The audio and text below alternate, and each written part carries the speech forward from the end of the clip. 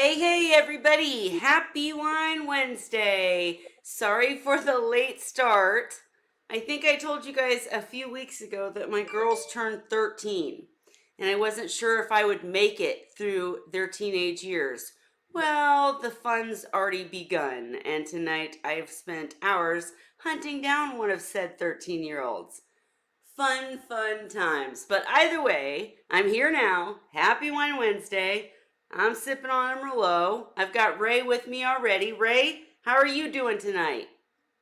Well, I'm just going to mute this so I can bring up the other things and mute those. Okay, no worries, no worries. Yeah, we're just literally now getting together, guys, because yeah, it's been a fun evening. If any of you guys have children that happen to be approximately 13, I'm open to advice because I'm like going crazy here.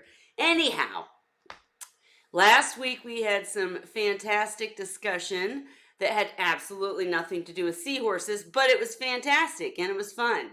So, you guys never know where Wine Wednesday is going to go. If you guys have some seahorse topics, I actually have one for this week, but if you guys have anything you want to talk about or share, please feel free to jump in. I will put the link. I think I already did actually, but I'll make sure real quick. Here is, oh, Rob's Aquarium has a 13-year-old son. Now, see, I have a son that's a little bit older. Sons are nothing like daughters, I'm telling you. The Lord bless the world with daughters, but boy, are they wicked.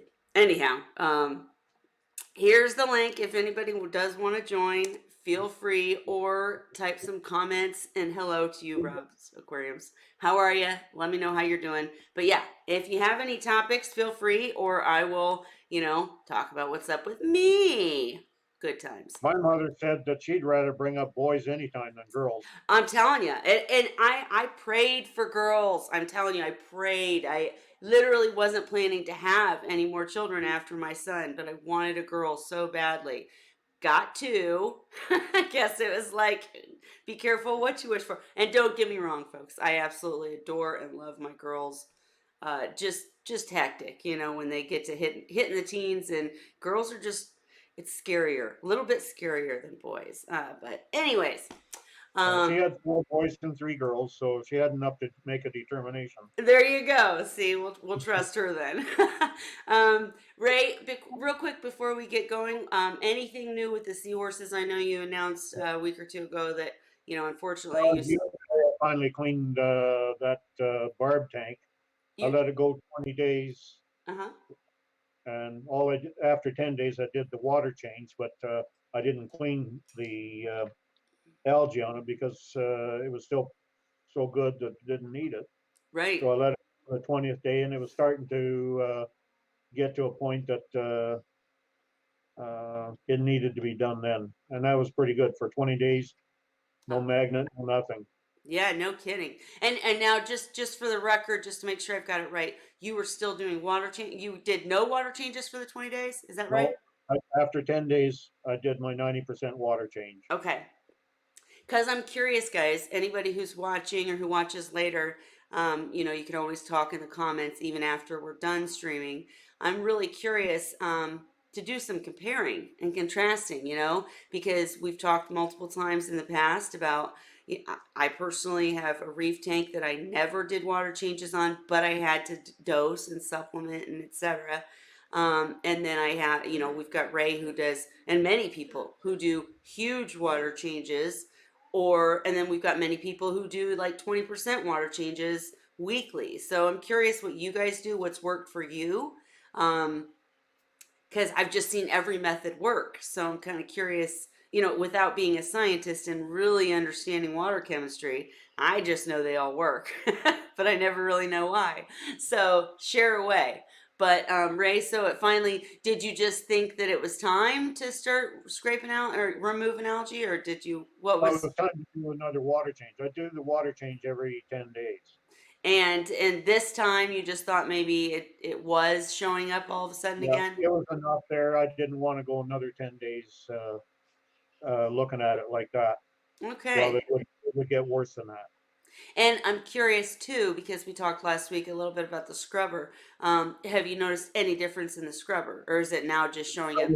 Harbor's still not getting anything on it. There's a So tiny bit of interesting. buzz right directly out from the lights, but it's not growing all that massive algae that it used to. And I can't remember if I asked you, so I'm just going to ask you again real quick. On the lighting that you have on the scrubber, are they LED lights or do they need to be Yeah, changed? LED, Hmm. Okay. 2 LED lights. Well, I know, yeah, you got me stumped. So, anybody in the audience, we talked last week. We think that basically anything that was leaching from any rocks or anything that he's added has just been removed at this point by the harvesting of the scrubber from previous, harvests. But it's interesting to me that now any kind of algae that does grow is not growing in the scrubber for him. And of course, he's not having any problems because it's not growing that often. Obviously, he could go 20 days without even thinking about it. But, thoughts in the comments for sure. And I'm going to check. I got to jump back and forth today, guys. I don't have my handy helper screen over here today, so I do have to jump back and forth. So if you comment and I don't see it right away, I promise I will. Um, Anyways, any other thoughts on it, Ray, or anything else that's occurred this week, or Well, it's just that people should know that my tanks have always been very low tech. right? Like my reef tanks were always a Berlin system, Okay. uh, protein skimming, bare bottom, and so on. But with this tank here, I haven't even got a skimmer on it. I have a skimmer on the abs tank, a big 6 foot tall one, but I don't have one on this tank. It's just a bare bottom tank with a bunch of power heads, and one of the power heads has a quick filter on it to filter out the crap. Mm-hmm. A 20-gallon sump that has the biological filter, which is just live rock from back in my reefing days. Sure. Um, I don't have any special stuff. I forget what you call those stones, all the various different things that they use for their biological filter in these tanks. Mm-hmm. I have nothing like that at all. That's and So because I don't have a skimmer, to me, I think it's more important to change the water more often and do larger changes. And for me, it works out well because first of all, I've got a system to make it fairly easy. But second of all, it's economical because half of the salt water that I use is a homemade formula that I mix half and half with Instant Ocean, so it reduces the cost. well, you And you have so many smart answers, but I'm sorry. Go on. I didn't mean to interrupt. Go ahead. no, it's just anybody that's listening. I didn't want them to think that I've got a bunch of fancy stuff on this and still doing the water changes. Sure. I do the water changes because it's cheap. My tanks are just like dollar a gallon type tanks, just a basic tank. Mm-hmm. I made um, the light fixture I made for it.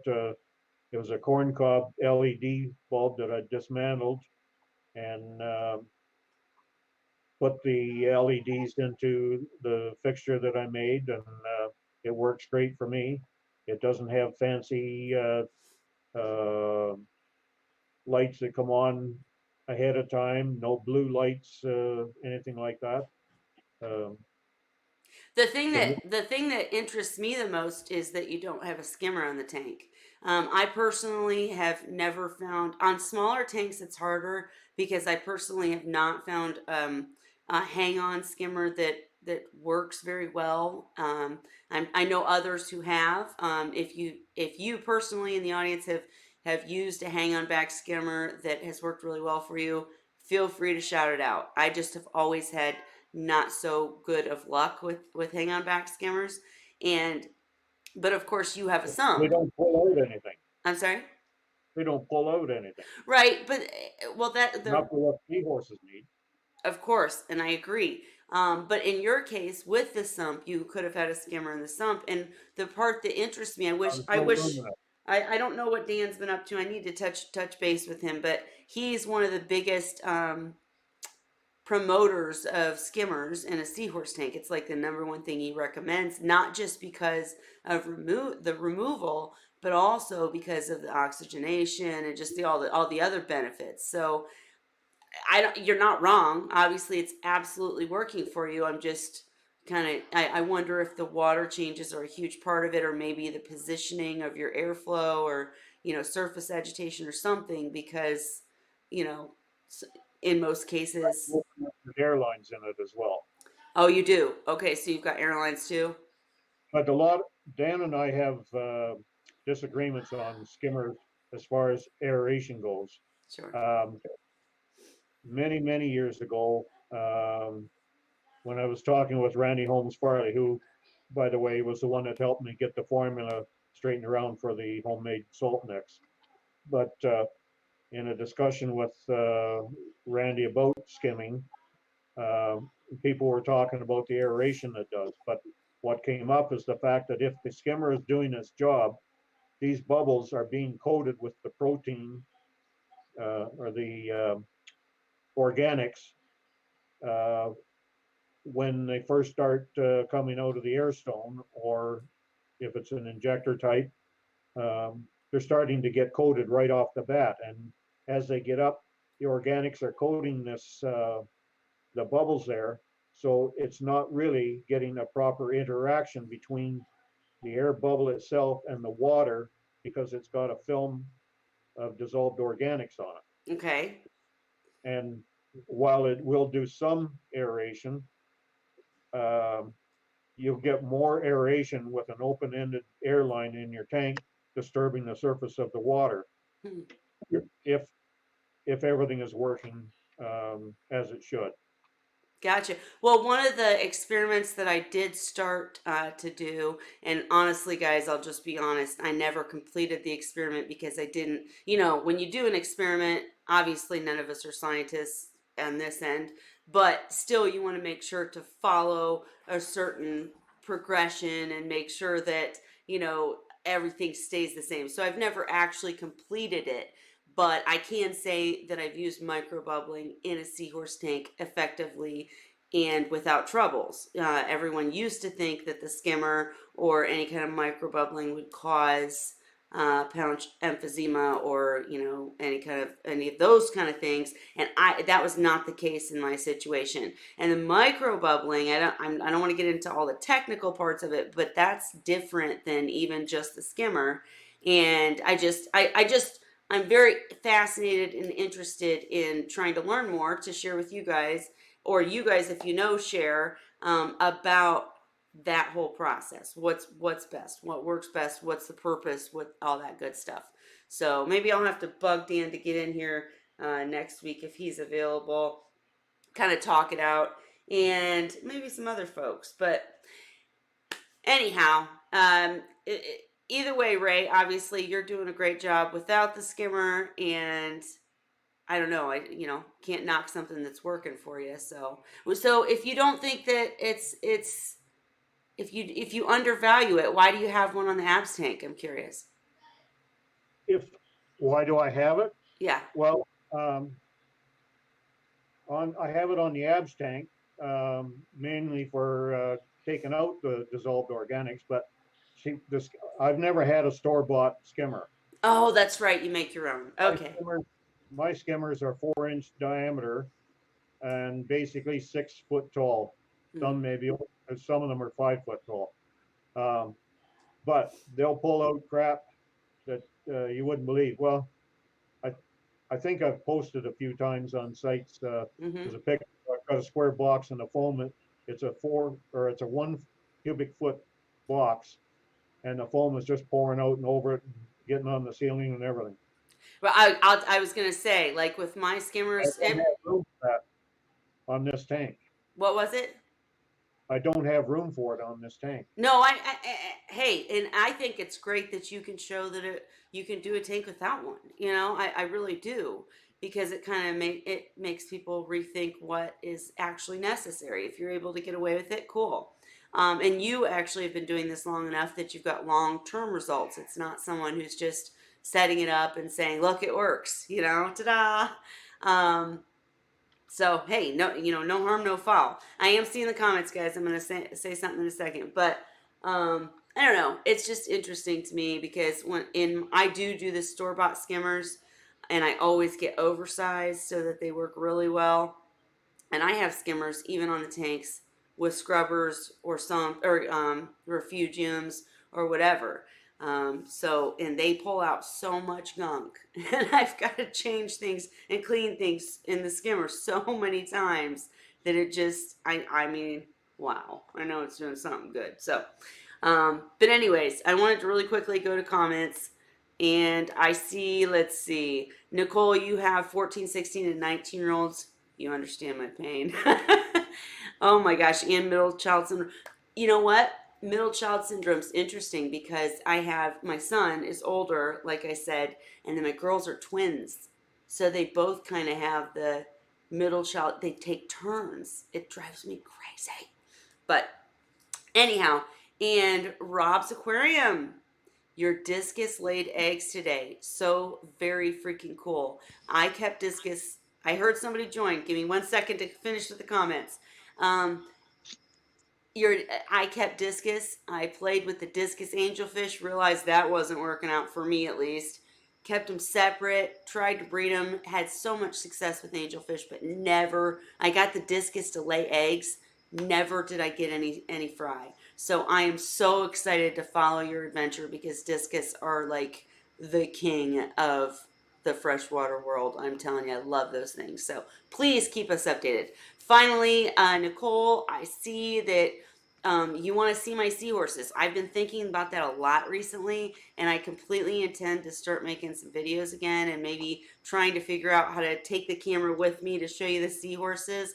I'll be completely and totally honest. I've admitted this multiple times, guys, but after my mom passed, I kind of let the tanks go, and I'm just being honest here. I was kind of embarrassed to show tanks full of algae. The seahorses thrive; they love it, but I just didn't want to, be like, "Hey, come check out my seahorses in this algae-filled tank." Not pretty macros, you know. So, anyways, I'm there's no point in hiding them, right? They are beautiful, and I will absolutely get on showing you guys. I don't really even know how I could right now, but I will. I promise. So, thank you for asking and reminding me that that's the point here. So, I'll get back to that. All right, now I'm so sorry. Was it Dan that joined? Sounded like Dan's crickets. Did he leave? Oh, Nope. no, it's not Dan. All right. Hey, Dan. First of all, how are you? I'm as mean and ornery as ever. We I haven't talked to you in a while, so I'm so glad you were able to jump in. Anything new on your end? Like personally, anything that you want to share? No, just a bunch of private stuff going on that had to get squared away. Gotcha. Well, we're just glad you're okay, and I hope to chat with you for a few minutes after. But um, we were just talking a second ago about skimmers, and because I always forget the science mumbo jumbo, what is the oxygenation part? Can you help us out with that at all?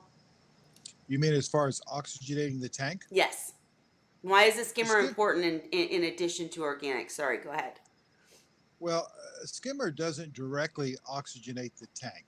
The Okay. O2 level in a tank is going to reach the saturation point, and a skimmer is not going to take it past that point. Hmm. The water that goes through obviously becomes aerated, but studies have shown that skimmers don't typically, you know, really oxygenate the tank that well. Really? They do provide additional flow if they hang on the back. Where they do help with the oxygen levels is by removing the organics, which increases the O2 demand. Well, and that totally makes sense. I was kind of mixing it up because I've done so many experiments with microbubbling versus skimmer that I just kind of get confused sometimes. I know things work, but I can't always remember why. So really, it's the organics that, as Ray was saying. Go ahead.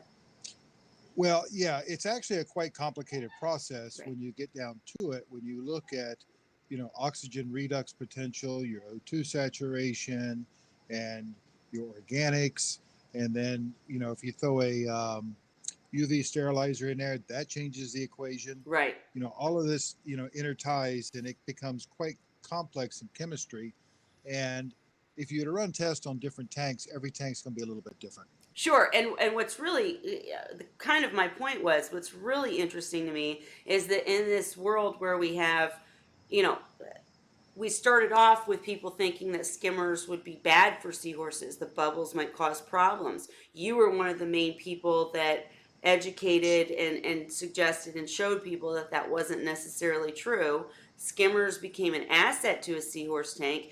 And in a seahorse tank or a reef tank, we've got all these fancy gadgets and machinery that controls stuff. And here, then we've got Ray, good old Ray, making his own skimmers, sometimes not using a skimmer, making his own, power heads and etc. And things just work for him. So it's kind of cool to see that, yes, as science progresses and as the hobby progresses, we can have all these cool ways to control and learn and etc. and make things work better. But the old school way still works too. There's just so many, like you were saying, so many different ways to do things. Well, the problem in the old days, and I say the old days, we go back 15 years Sure. when people were saying skimmers were a problem, was first of all, they were overstocking tanks. Mm, Um, People were using much smaller tanks with low flow, high organic levels. And people, a couple people noticed that they put skimmers on their tanks and they had, gas bubble disease. And they started doing, tracking who had problems with gas bubble disease, and they were doing it on forums. And unfortunately, the forums don't represent the majority of the people, only a small subset. right. And they came to the conclusion based on the forum that people had more problems with skimmers than people who didn't have them. And thus came to think that, they tried to promote that skimmers cause gas bubble disease. Right. When in fact, when we started doing our testing, we found that tanks that every tank that we did one step at removing organics decreased the amount of gas bubble disease, and skimmers were part of that. Mm-hmm. And over time we learned that skimmers were good for the tank, and we learned that good flow and good filtration was also good. Right. So it's a and combo. and of Sorry. course stocking density back then, there was it was a pair for every 15 gallons, and people would have a 15-gallon tank with a pair of seahorses or a couple of pairs in a 30, and it was just overloading the systems. Gotcha. Um, well, I I'm thought it was just always interesting when I first got in it, and I found out that skimmers were actually first designed many, many decades ago for waste treatment plants Right. Well, if you look, or fresh water, and it's harder to make it bubble properly with fresh water, as many people know. But it worked great in the waste treatment plants for back then for the technology that was available then. well, a lot of our water filtration stuff actually comes from stuff that we've learned through waste treatment. sure the K1 media even wasn't didn't that start with waste Uh, treatment or something like I that? don't know that to be true. It very well could be. I never looked at the history of the K1 media, Gotcha. but I just, I knew what the stats were on it at the time I looked into it. Sure. Well, really quickly, I want to jump in and say, Nicole, can we say the word self-centered and self-absorbed? I just saw the word Ray in there. Ray, she was asking to see your seahorses, not mine. I'm going to share mine anyways, but Well, I don't have anything up to date on the website. I think this barb tank, for instance, I think didn't even have the macro in it when I took the picture there. But I put my website up there, and it goes to the index page, which has the links to the seahorse pages on it as well. yep, if you guys, Ray, if you remind me of what was the website, or can when we get off, message me or just comment it on the post. Yeah, it's on the post there right after Nicole's Okay, sorry, I'm post. jumping back and forth. Cool, I just wanted to make sure people could see it. Also, guys, I am still working on doing the 20-minute summaries of the previous one Wednesdays. I didn't realize how many Wine Wednesdays we'd done, but Ray actually showed us his his air conditioned, covered up, really cool setup. So and his other tank at one point with the scrubbers. So I'm going to try to pull those. Eventually, I'll have those available for easier viewing, but definitely check out his website. And I know he posts in Seahorse Source a lot, Seahorse Sources group on Facebook. Sorry. But yeah, Ray, we need you to share more, darn it. Go take some pictures and share them, Ray. But I, I'm having more trouble now with the cognitive impairment trying to put something on the website. I hear And you. and couple that with the cognitive impairment and a technology that I don't really understand. Uh, one of these times, uh, maybe tomorrow I'll remember to take a picture or something, see if I can figure out how to get it on. Well, no worries. We just appreciate, as Nicole said, agreed 100%. We appreciate your wisdom and how much you share and etc. So yeah, absolutely. And whenever you But can. I don't want people to expect what they see in other hobbyist tanks. These people that put all the macros in and all the other corals and stuff like that, I don't have anything like that.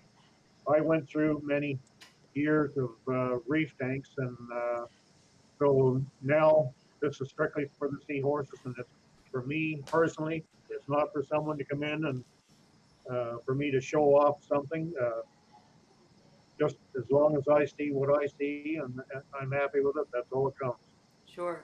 I'm curious if either one of you, since we're talking about the fact that, uh, old school with education does work, like race tanks work. But I'm curious, just Dan or Ray, either one of you guys, have you seen any really advanced, really high tech systems work? And do you think that they work better or just less maintenance? Dan? My personal take is some of them can work very nicely. And if I was to reset things up and start over fresh, I would have a very high tech system. Really? And it's I'm, not. Go ahead, Ray. Sorry. I'm sorry. I'm just too cheap. I believe that they could do a fantastic job, but I just can't stand spending money. Right. Well, not not on something like that. I'd rather spend the money right on the seahorses. Yeah, I'll admit, Ray, I'm right there with you. One of the reasons that I kind of slowed down on the things that I was working on is because of the cost. It gets so expensive to do really detailed systems. Go ahead, Dan. Sorry. On a I'm small going to scale, be here for a bit. on a small scale system like a single tank, it's probably not worthwhile doing high tech on a seahorse tank. Sure. Um, I think of it from a standpoint of a multiple tank system, and I look at the labor involved, and that's where I think that the high tech stuff would pay for itself. And you're not wrong at all. And honestly, it does even when you have like, a single tank, but it's bigger. That the high tech stuff really is a huge benefit to me because I'm lazy, frankly, and I don't want to do all that work. And I get by with a lot of things that I wouldn't get by with without the high tech stuff. I've got many friends in the reef world, like Lori, who have such extravagant, ridiculously awesome systems that are just gorgeous. And, she's minimized a lot of her work by having the high tech stuff. It's just costly. But I'm curious, anybody in the audience, and actually, a lot of times we see in the groups and on Facebook and forums and etc. When the second that someone says, "Hey, I got this tank. I want to do seahorses. What do I need to do?" and you see that the Cheryls, the Lucys, the Dans, the Rays, typically saying, "Well, add a sump and blah blah blah. That'll give you more water volume because you don't really have enough and blah blah blah." And they're like not interested really in doing that because it's such a small aquarium. So I get it. I guess it just depends on so many things, but I'm still pro sump, guys. I know I started rambling and got off target. I'm sorry. But I do have if you guys have any other comments or things you want to talk about that, feel free. But I had something interesting happen to me this week, and we have discussed it before, guys. But the bottom line is, I lost power for absolutely no reason. Well, not for no reason, but my whole town lost power. Like it wasn't anything, here. It's just that my whole town lost power. Somebody hit a transformer, something or other. And I literally got a message that said, we're going to try to have your power back on by 3 a.m. And this was at like 10 p.m. And I was so freaking out. So I worked it out, obviously, and I'll tell you guys how a little bit later. But I'm curious, Dan, I know we've talked about this before. How long is it okay to not worry about a system if you do not, unfortunately, have a generator because you weren't smart enough to get one? How long can a system sit there without power before you have to worry about, doing the cut method or getting a battery operated power head or something for oxygenation? All depends upon the system, stocking density, and Really? size, and all that stuff. Okay. So it just kind of depends. And what kind of signs would you look for to see it, to notice that there's a problem? Do this, would they like swim to the surface? Would they start Well, if acting you had a fish funky? tank, if you had a fish tank, obviously they would have a tendency to go to the surface to get more oxygen. But Okay. I don't. I think it'd be a little bit more difficult to observe in the reef tank. You'd probably see a change in the corals. Sure. Well, I was just curious. I've told myself 5 million times to get a generator, 5 million times, and I was also worried about my refrigerator food for sure. But the seahorses and the I reef were. personally, Go you ahead. know, when you look at some of my tanks where I've got 50, 60 seahorses and say a 75-gallon tank, Hmm. I'm not going to freak out with 4 or 5 hours of no power. Really? Um, Okay, good. Now, if I was running live food cultures, I would be freaking out over that because those will crash. Sure. But in the tank itself, my tanks will handle 4 or 5 hours with no problem. See, and I didn't want to bother you and call you and bug you, especially in the middle of the night. But I just kind of winged it, and everything did work out. And I'm saying again, vowing to get a generator because I just don't want to go through it. But for someone that doesn't have one, what are some of the things that you would advise? Or and Ray, you can answer too. It doesn't matter. But Dan, what are some things that someone who doesn't have a generator could do if they know it's going to be more than a few hours? Well, if you have it, you'd want to pull out any backup equipment that you have, such as battery operated air pumps or a UPS off of a computer to run a small pump or air pump. Um, the manual method would be to simply take a pitcher and scoop water out and pour it from about a foot or so above the tank into the tank to break the surface tension and circulate the water some to get the oxygen somewhat circulated. Um, Another trick to do in that particular setting would be to you'd have to calculate it out, but you could add a little bit of peroxide to the water to add some oxygen to it. Um, No, I mean all good, all good. Sorry, were you still going? Sorry. Now, I was trying to think of what else I would do. I think that pretty much covers what comes to my immediate mind anyway. Sure. Well, I think that, and as you have pointed out, 5 hours may not have been the crisis that I was turning it into. But I was worried, and I actually did the scooping and the peroxide, and everything was fine. Honestly, I don't even, as you were pointing out, I don't think I really needed to worry that much, anyways. But it's a scary thing. Go ahead. It depends upon the tank. I mean, there Yeah. are some tanks that if they don't get oxygen within a certain period of time, they're going to crash sooner than others. Oh You know, gosh. I can't say that, it's for every tank. I just know in my tanks, Sure. I've done it before. I've gone 4 or 5 hours with no power and not had any issues. Sure, and that's interesting that you said the tank, because the seahorses or even coral or whatever are not the only things at risk. Doesn't the bacteria get affected also after Yeah, so long? yeah, at some point your bacteria is going to be affected, and a lot of that's going to depend upon your biofilters and what type of biofilters you have. But in most cases, it won't completely wipe out the bacteria. You may have a dip, but it'll quickly rebound. Sure. And is that another case where, if you're really high tech machinery and et cetera, you darn well better have a generator?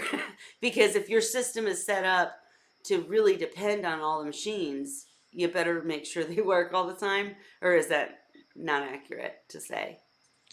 It Did that depends make upon the sense? system. I know, I Yeah, know. Go ahead. it depends upon the system. That's all. No, that makes sense. I just, in my mind, the tanks that I have set up really efficiently running on, machinery would be more in trouble. But that's my setups, as you just pointed out, for sure. Um, Whereas you'd think Ray's setup probably wouldn't have any trouble at all. And the tank that I was really concerned about with the most seahorses in it at my home, um, has macros in the display, which actually that's another question. If you my the actual system that I'm talking about, and one of the things that I worried about was the fact that I've got macros in the display tank, but a scrubber in the sump. And so the scrubber in the sump, unlike Ray's situation, my scrubber kicks butt and takes out all the nuisance algae to leave, well, till I neglected it. But anyways, to leave the macros, growing kind of slowly but prettily in, I don't know if prettily is a word, but in the display tank. And my question was, with that power outage, one of my worries were that just the using the macros would somehow add to an oxygen deficiency. It depends upon if there's light or not. Right, with no light, because there's no nothing. So that's what I'm saying. Well, There's no yeah, with electricity. no light, with no light, it's going to go. They're going to reverse. They're going to consume oxygen and give off CO2. So I was in double dipping trouble, but we were okay. Just all things to consider. We're just chit chatting. I really do need to go look and see if there's any comments. I know I'm rambling, guys. Um, Anyways, while I do check comments, what else, guys? What else do we need to discuss? Dan, you don't. I don't know. Go ahead. Alex has got a couple of, or Alex G's, whatever. He's got a couple of good comments in there. Yes. Well, if I don't see them, you guys can always interrupt and shout them out. But I'm looking now. Sorry. And Nicole, mwah, thank you about the seahorse comment. Alex G says systems don't need to be complicated to be successful. Absolutely. I would start right away to be safe with cup method. By the time the symptoms show up of distress, it might be too late. Emergency kit with battery backup pumps. And Alex G, I'm going to make a complete admission here.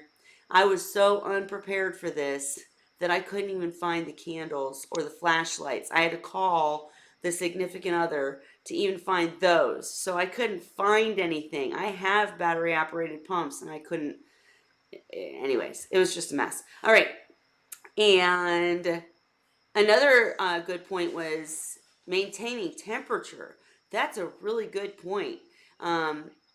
Dan and or Ray, if you've got a system, like I don't use heaters in my system, but if you think about it, I'm counting on my central air, which also would be out with the electricity out. So is temperature something you need to really worry about in that situation?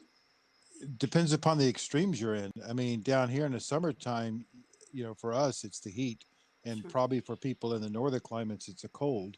But one of the first things you can do is immediately insulate the tank by wrapping a big blanket around it. Oh, yeah, that's right. I think you've said that before. That is a really good idea. Because I'm in a cold area. Luckily. That's only going to be good for a short period of time. If you're going on to, 24 hours or more, you got to consider something else. But, for the short term, that can be very effective at increasing the duration before the tank goes up or goes down. And I'm just really curious.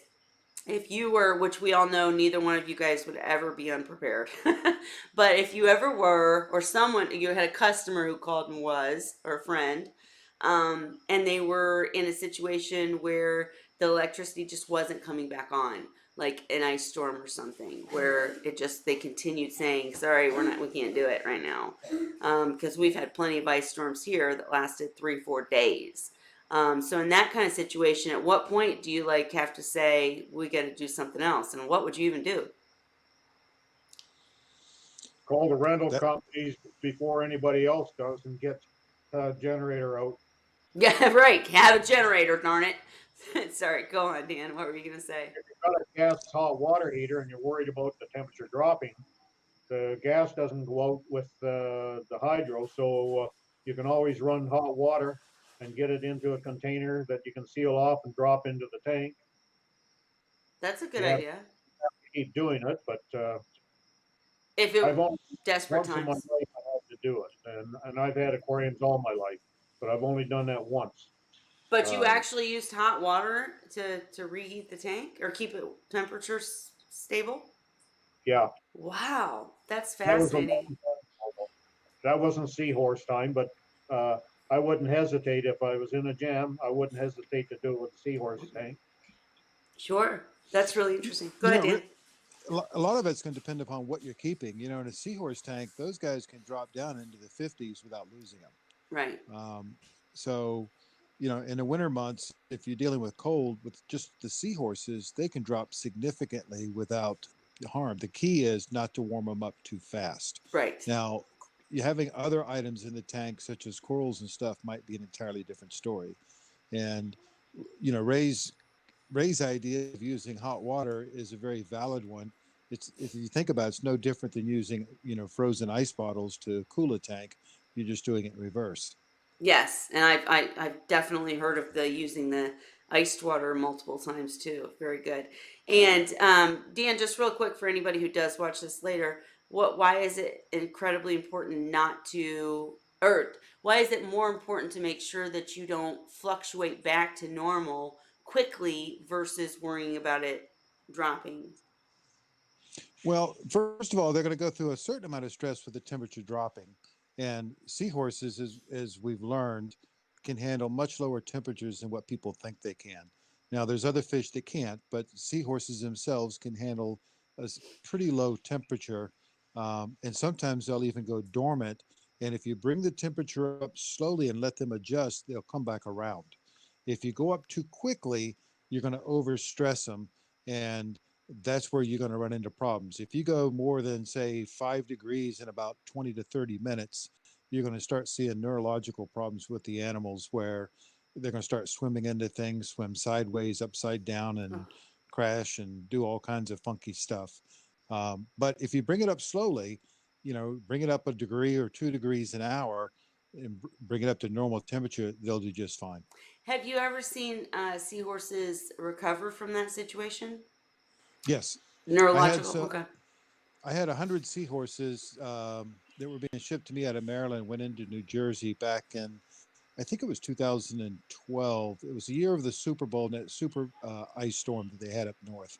And the seahorses were shipped on a Monday, and overnight they got taken out of the plane to go put in another plane, and they ended up in a container on the tarmac for 3 days during the ice storm. Mm. And they finally got things moving again, and they were shipped out Thursday, and I received them on Friday. So again, it was 100 seahorses in a box, and it was 5 days before they got to me, and they had been sitting on the tarmac for 3 days during the ice storm. And when I got them, by the time I got them, the water temperature was in the low 50s. I don't remember the exact temperature, if it was 51, 52 or what, but it was in the low 50s.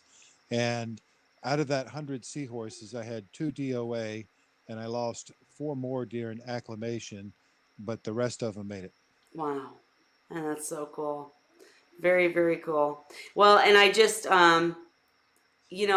there's other considerations when you do raise or lower too quickly, because I made that mistake myself, guys. If you ever go check out the video, I can't remember the title of it at this point, but bottom line is that's exactly what happened to some of my seahorses. Is the temp raised way high, which is also worse than it going down. But bottom line is I tried to correct it too quickly and had all sorts of problems later on because of that weakened immune system allowing them to get sick. Stuff, bacteria in the tank was able to hurt them that wasn't able to when they were at full force. So definitely important. Um, and I just wanted to very quickly say, because I was peeking at comments, Alex G, we want to know what's going on with your tanks and how you're doing. You're giving such fantastic advice over here about having printed instructions with an emergency kit. So any friend, tank sitter, spouse, relative, or kids can deploy the battery operated pumps. Maybe have them next to the aquarium instead of hidden away somewhere where you can't find them. Duh. And yeah, so we're happy to see you here and want to know how you're doing too. Let us know. All right. Sorry, Dan, I gotta throw my little comments out. What else were we saying? Or what else do we need to talk about? Hang I on. don't know. No, Sky's blue. this, what do you want? I don't know, Tanya. I'm live, literally. Sorry. Children. Fun times. All right. Sky is blue. So is our beautiful aquariums and our beautiful ocean. Dan, whatever happened with the dwarfs? Are they, I'm sorry, minis? What are we calling them? I forgot now. I shipped 3 orders out today. So they are still available. What Yep. is the title? Some, I'm sorry. whatever you want to call them. The smaller erectus, the petite. Minis, dwarf, Runts. petite. They're not. No, we're not calling them runts. They're cool. I've seen multiple posts from Lisa saying that hers are doing great, so that's awesome. I gotta get my tail in gear and get me some before they're gone. Are they close to gone? I'm getting down towards the bottom. I'm debating whether or not to consolidate down to 1 tank now. I've got 275s running with them. Wow. My biggest problem is I've got a lot more males than I do females. Gotcha. Do people just not want females, or did you just have more males? Well, yeah, that happens all the time because of the stuff that's put on the message boards. People order females only. Right. And when I was selling wholesale, it wasn't a problem because I would just shunt the extra males into wholesale. But not having wholesale to even things out, I'm male heavy now. So what I did was I lowered the price on the males and raised the price on the females. Hey, that's very smart. I'm curious. Is that? Do you disagree with that? Do you disagree with the statement that people should buy all females? I do. Okay. Can you tell us about that a little bit? Well, the presumption is that if you get all females, the reason that people do that is they don't want to deal with babies, typically. So, and the theory is that females are easier to keep than males. And if the system is set up correctly, I disagree with that because, we have such few incidences of pouch emphysema that, I just don't see the issue. And people that have tanks set up properly should rarely see pouch emphysema. And the other thing is that females that we've learned over the years, 2 things can happen. One, you can get an sexually immature seahorse that could turn out to be a male. Right. Or 2, you could have females that convert over and become males. And either one of those, shoots out the theory from the beginning of getting all females not to have babies. And female seahorses, although it's not common, I think the risk is probably equal to pouch emphysemas. They can become egg bound. Right. So, Or even get internal gas bubble disease. But go on. Sorry. yeah, so I don't see one being beneficial to the other. I've had several customers order all males and have done very, very well with them. So I don't necessarily agree with the reasoning behind it. And I think if you were to talk to some of the other professional breeders, you're going to hear much the same story. Mm-hmm. The one thing that may be different is that sometimes if you put a pair in a tank, you'll see the female more active than the male. But if you put all males in the tank, yes. But if you put all males in the tank, you'll see it'll equal out and you'll see more activity because the males will play with the other males. I was going to say that really shocks me. My females have, every female seahorse I have ever owned has been extremely blase blah. I don't really know how else to say it. Like, just whatever. Really, the attitude seems to be whatever, whereas the males are like, okay, we could do a human, sorry, hang on, Ray. We could do a human comparison. The males are always like, oh, shiny quarter, oh my gosh, oh, it's another seahorse, and it's a good thing. Most people that want to get seahorses, I've heard just many people say, oh, they just don't do much. And my males have always been more active. It's But often I sniffing also with like each other, males. but go on. I also like males because they're typically bigger. Right. It's I don't know. It's maybe it's a guy thing, but to me, the males always look so much more robust. And they're prettier. And They're always more colorful, in my personal experience. Sorry. yeah, I don't know that I would agree or disagree with that. I think it's going to vary among the seahorses. Now, Nicole is getting a set tomorrow. Oh, cool. Nicole, please share. Can't wait to see him. Please share him on Seahorse Whisperer page too, because we want to see him. That's so great. Very, very cool. And I'll admit, guys, really quick, I've been guilty of saying that when people were really worried about like gas bubble disease. And if anybody does tune in and doesn't know what the heck we're talking about, basically the male seahorses, because of the fact that they have a pouch, they're the only ones that can get a condition where either nobody's really sure what really happens at this point, but either bacteria or gas, well, it's obviously gas, something gets trapped in their pouch and makes them float at the top of the tank. Like they can't swim down very well. What's it, buoyancy or whatever? Anyways, bottom line is they just have trouble if this condition occurs. However, many people have linked it to an organic issue where the organics in the tank are too heavy. Many other people believe it's because the male seahorses had tried to have offspring and possibly something got left behind, didn't work out, rotted, bacteria, lots of fun stuff on this channel, I know, guys. But there's all sorts of theories and nobody really knows. But it's been pretty much, in my thoughts, proven that it's not really about skimmers and bubbles. It's more about bacteria and all that stuff. But either way, as that was happening, often people kind of lean towards getting only females. And it's just not the case anymore because now that we have skimmers and all this other equipment and all these other methods to make sure that the organics stay low, it doesn't happen as often. Um, I personally have had this actually occur in one of my males, and so when people have asked me, if I don't want this or don't want that, typically the question that I get is if I don't want to have fry, what should I do? And I have been guilty of saying get two females. But you're absolutely right, Dan.